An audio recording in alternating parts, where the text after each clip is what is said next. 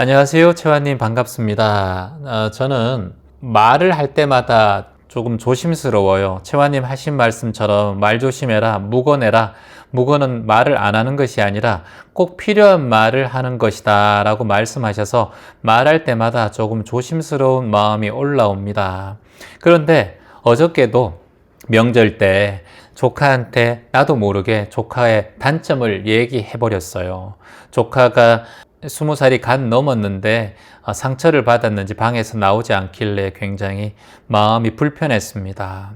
내 습관 자체가 요 입 때문에 단점이 드러나는 것 같아서 다시 한번 깨닫게 되는 하루였습니다. 나도 모르게 나오는 이런 단점이 보일 때 어떤 마음을 가지고 그것을 극복할 수 있는 방법, 또 알아차릴 수 있는 방법이 무엇일까요?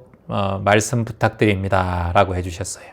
이모가 되어서 조카들에게 이렇게 말이 나오는 것은 어찌 보면 관심이고 사랑입니다. 그런데 이제 이게 조카가 그런 마음을 느끼기에는, 본심을 느끼기에는 참 힘들어요. 왜냐하면 내 마음과 조카의 마음은 전혀 다르기 때문이에요. 남편의 마음과 아내의 마음이 다르거든요. 자녀의 마음과 부모의 마음도 다릅니다. 일단은 이게 다르다는 것이지 틀리다는 것은 아닙니다. 서로 틀리다라는 것은 내가 옳고 그 상대방이 그르다라는 것이기 때문에 내가 사항을 더 키우는 거죠. 그러면 내가 이게 틀린 게 아니라 다르다라는 표현을 하는 것이 더 중요하구나. 그래서 내가 보는 관점과 조카가 나를 보는 관점, 또는 자식과 부모의 관점이 서로 다르다는 것을 인정하는 것이 첫 번째, 내가 말을 줄일 수 있는 시작이 됩니다. 우리가 말에 대해서 분별심이 나올 때는 내가 맞고 그 상대방이 틀리다라는 생각이 기본적으로 깔려 있어요. 그래서 나도 모르게 친구나 자녀나 배우자가 말할 때 뭔가 말에 중간에 탁 끊는 경우가 있어요. 아니, 이런 말로 끊습니다. 아니, 그게 아니고. 이게 다 부정적이거든요. 그게 아니고 라는 것은 네 말이 틀렸다는 얘기거든요. 아니라는 말을 쓰지 말자는 거예요. 아니라는 말은 네가 틀렸다는 말이에요. 네가 아니라는 말이에요. X란 말이에요. 그러면 반대로 내가 맞다라는 거예요. 그래서 아니라는 말을 많이 쓰는 사람은 대부분이 자기가 맞다는 생각이 굉장히 커요. 그래서 오늘 이곳에 방송을 보시는 분도 내가 한 달 동안 아니란 말을 쓰지 말아보자. 금기어로 한번 해보자. 아니란 말을 쓰지 않겠다. 그러면 어떤 말을 써야 하나? 따라해 보세요. 그렇게 생각해? 그렇게 생각하니? 맞아요.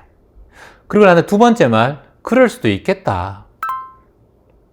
이게 상대방과의 대화를 이어가는 가장 좋은 접속어라고 할 수 있습니다. 자, 여러분들이 누군가가 차를 탁 했는데 사고는 안 났지만 누군가 접촉사고 날 뻔했어요. 화가 막 일어났어요. 근데 그분이 너무 미안하게 다가와서 죄송합니다. 지금 제가 화장실에 너무 급했어요. 근데 보통 화가 날 때는 아무리 급해도 그렇지. 아니라는 말을 쓰거든요. 아니란 말 안 써볼게요. 제가 화장실이 너무 급했어요. 화장실이 너무 급했어요. 그럴 수도 있겠네요. 그러면 급할 수도 있겠네요. 이 말 한마디가 완전 바뀌어요. 상황을. 자, 식사를 하는데 된장을 끓였어요. 아내가 일찍부터. 된장을 끓였는데 조금 짜. 남편분이 왜 이리 짜노? 아침부터 몸에 건강에 안 좋게 좀 싱겁게 좀 해라. 아니, 내연은 괜찮은데요? 내연은 괜찮은데 왜 하노? 진짜 아침부터 새벽 5시부터 이래 끓였구만은 또 짜다 하노?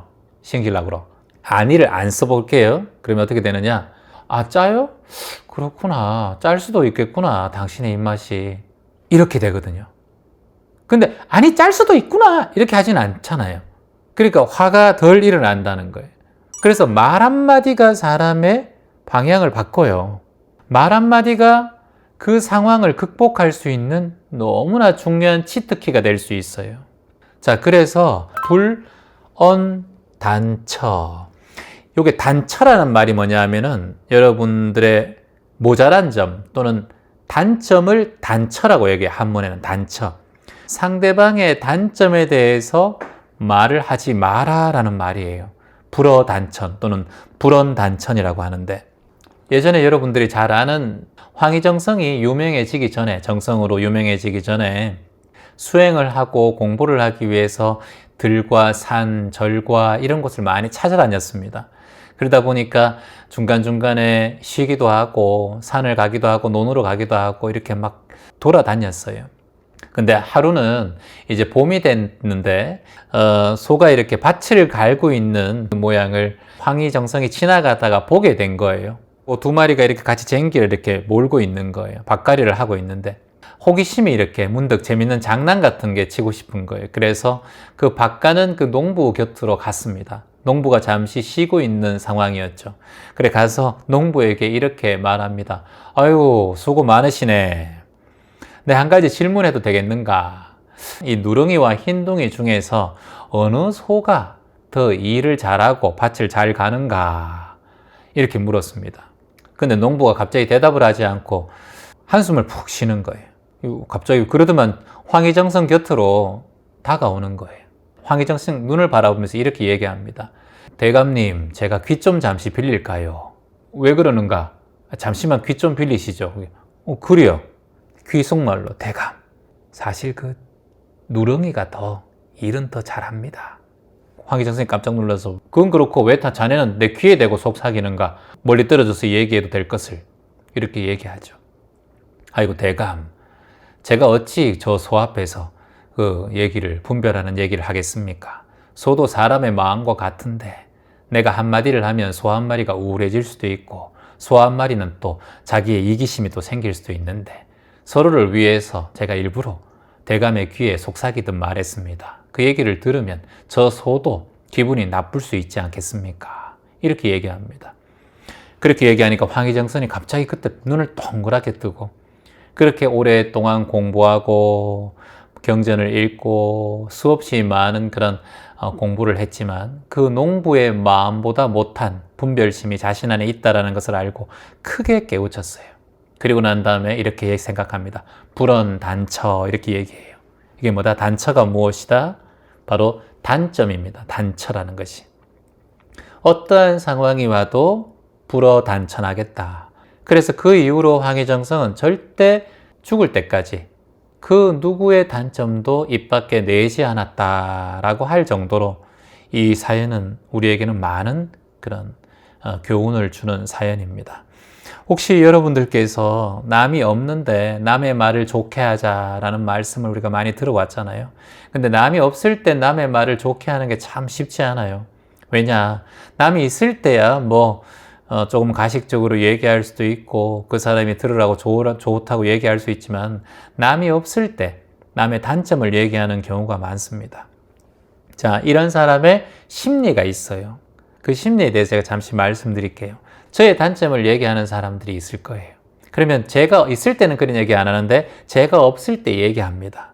자, 그건 무엇이냐면 그 상대방 주변의 사람들에게 자신이 관심을 많이 받고 싶어 하는 사람의 성향이 많아요. 그리고 그 말에는 거짓이 투영되어 있는 경우가 굉장히 많습니다. 왜냐? 솔직하고 다 아는 얘기를 했을 때는 주변의 사람들이 관심이 별로 없어요. 지금 많은 유튜브들이 있잖아요. 가짜 뉴스가 왜 자꾸 뜨는 줄 아세요, 여러분? 가짜 뉴스가 뜨면 진실이 아닌 뉴스이기 때문에 사람들이 들어보지 않은 일반적으로 공중파나 공식적인 매체에서 방송되지 않은 내용이 가짜 뉴스로 나오면 많은 사람들이 들어보지 않고 새로운 소식이기 때문에 관심을 기울입니다. 그러면 그 채널을 구독하고 후원을 하고 거기에 계속 빠지게 돼요. 그러면 그 가짜뉴스는 더 많은 가짜뉴스를 탄생시키고 그리고 더 많은 의혹을 만들어내요. 그래서 거기에서 자꾸 필요 없는 생산을 하게 돼요. 그러면 그 당사자들은 굉장히 괴로운 상황이 되겠죠.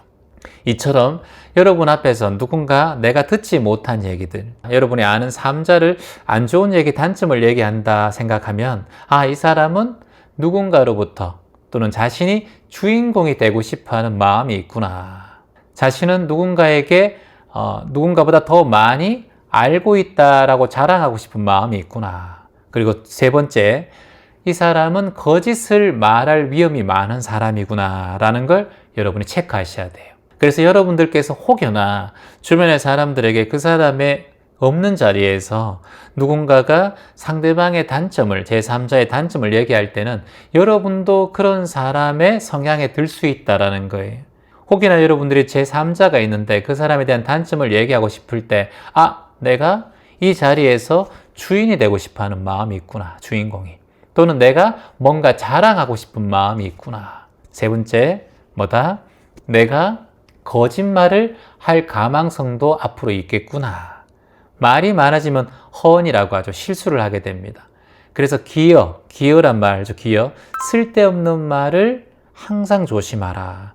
쓸데없는 말을 많이 하게 되면 거짓말을 할 수도 있고, 분별하는 말을 할 수도 있고, 자랑하는 말을 할 수도 있고, 속이는 말을 할 수도 있다.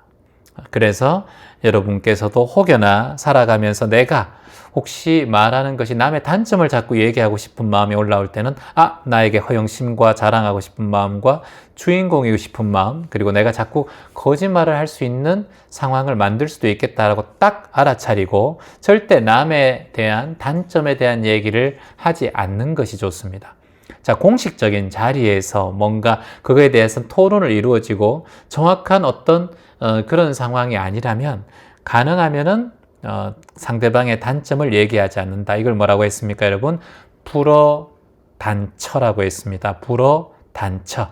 남의 단점을 말하지 않는다. 같이 함께 얘기해 볼까요? 나는 남의 단점을 말하지 않겠다. 나는 남의 뒷말을 하지 않겠다. 우리가 이제 곧 봄이 오면은 꽃이 필 텐데 벌써 제주도에는 꽃이 예쁘게 핀 그런 꽃이 많아요. 그리고 선인장들도 이렇게 피어 있습니다. 선인장에 꽃이 피면 참 아름답죠. 근데 그 선인장을 바라보면서 가시만 바라보는 사람은 단점을 바라보는 사람이고, 꽃을 바라보는 사람은 장점을 볼 수 있는 사람이에요. 좋고 나쁜 일장일단은 본래 없다. 보는 사람의 상에 의해서 단점과 장점으로 나누어질 뿐이다. 그래서 내가 단점을 그 사람에게 얘기할 때 이게 단점이 아닐 수도 있다는 걸 본래 알면 단점이 보이지가 않아요. 자, 오늘은 요 얘기, 불어단처. 마음 깊이 새기고 상대방의 모자라는 점, 단점을 절대 입 밖에 내지 말자. 오늘 마음에 탁 새기고 이 얘기를 마무리하겠습니다.